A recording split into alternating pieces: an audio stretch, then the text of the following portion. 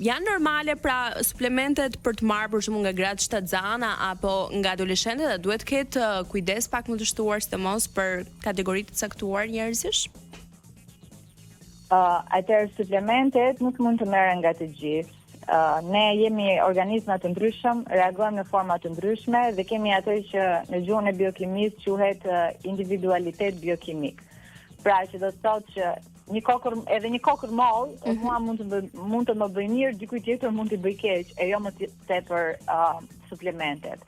Kështu që gjithmonë përpara se të marrin suplemente, e para njëherë nuk duhet të kenë ndonjë, le të themi, terapi medicinale ose ilaçe të ndryshme që ata përdorin, sepse mund të ketë kundër indikacione.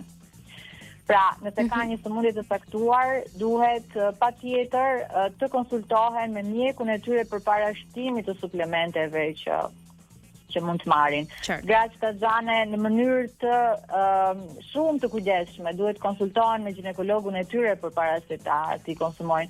Pra, me thënë të drejtën, për gjitha kategoritë duhet një lloj konsulte ose idealja fare do të ishte që të bënin analizat përpara se të merrni një suplement të caktuar, sidomos nëse flasim për shembull për suplementet që kanë përmbajtje të vitaminës B3 me vitaminë K2, sepse mund të jetë për shembull një person që merr hollues gjaku dhe nuk mund të marrë vitaminën K2 bashkë me D3-shin. Domethënë që mos të futem tash në detaje, sepse vërtet ka shumë për të eksploruar dhe ka shumë për të folur në këtë fushë, por me këtë